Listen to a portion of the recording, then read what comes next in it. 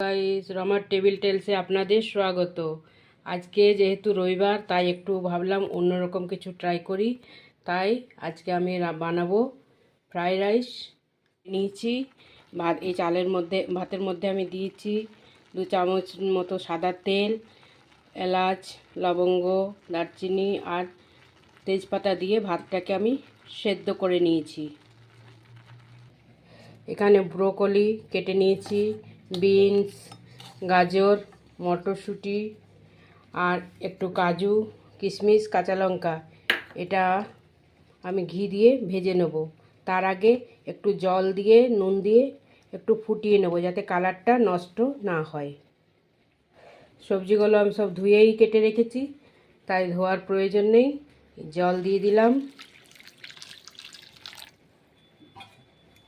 সব সবজিগুলো দিয়ে আমি মিনিট 2 ফুটিয়ে নেব। দিয়ে দিচ্ছি হাফ চামচ মতো নুন, যাতে কালারটা পুরোপুরি ঠিকঠাক থাকে। তার জন্য আমি এখানে দিয়ে দিচ্ছি একটুখানি চিনি। এই যে ফুটে গেছে, 2 মিনিট ফুটিয়ে নিলাম। এরপর আমি জলটা ছেঁকে নেব।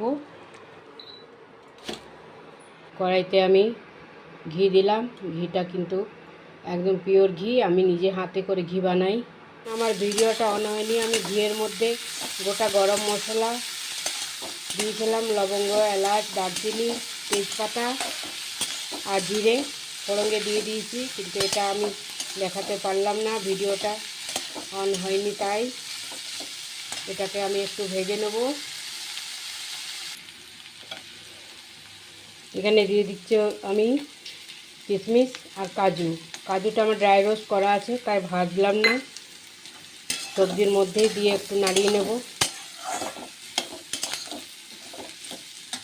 এরপর আমি এখানে একটু নুন দিচ্ছি। যেহেতু ভাতে নুন দেওয়া আছে, তাই নুনটা আমি স্বাদ মতো দিলাম।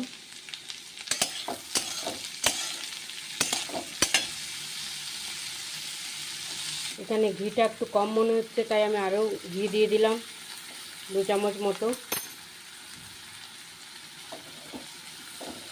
যেহেতু আমি পুরো রান্নাটা ঘি দিয়েই করব, এখানে সাদা তেল ব্যবহার শুধু আমি ভাত সেদ্ধ করার জন্য, চালটা সেদ্ধ করার জন্যই আমি 1 চামচ মতো দিয়েছি, আর সাদা তেল আমি দেব না।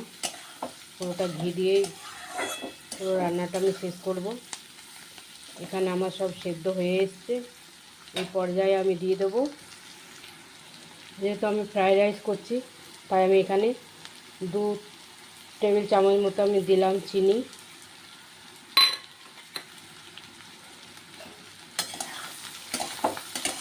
সবজির মধ্যে চিনিটা দিয়ে দিলে চিনিটা গলে যায়। তারপর ভাতের সাথে আমি সবজিটা মিশিয়ে দেবো। এটা খুব সহজেই রান্না করা যায়, সেই জন্য আমি সহজ পদ্ধতিটাই দেখালাম। আপনারা কে কোথা থেকে দেখছেন জানাবেন। আপনারা কে কেমনভাবে ফ্রাইড রাইস রান্না করেন কমেন্টে জানাবেন। আর আমার ভিডিও যদি আপনাদের ভালো লেগে থাকে, লাইক কমেন্ট করে দেবেন। আমার এখানে সব ভাজা হয়ে গেছে, আমি এবারে রাইসের সাথে মিশিয়ে নিচ্ছি।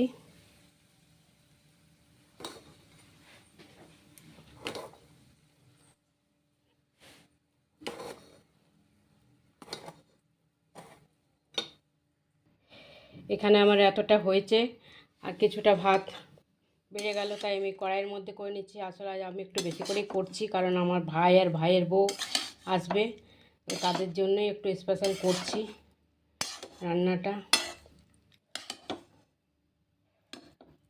ওরা দুর্গাপুরেই থাকে, আজকে বাড়ি যাবে, তাই বললো দিদি তোমার কাছে রান্না খেয়ে যাবো। বললো ওকে, আসবি। দেখুন হয়ে গেছে আমার ফ্রাইড রাইস।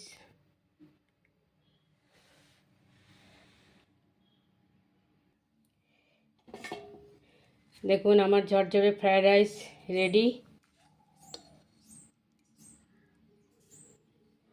যারা নতুন আছেন আমার চ্যানেলে, অবশ্যই একটু সাবস্ক্রাইব করে দেবেন।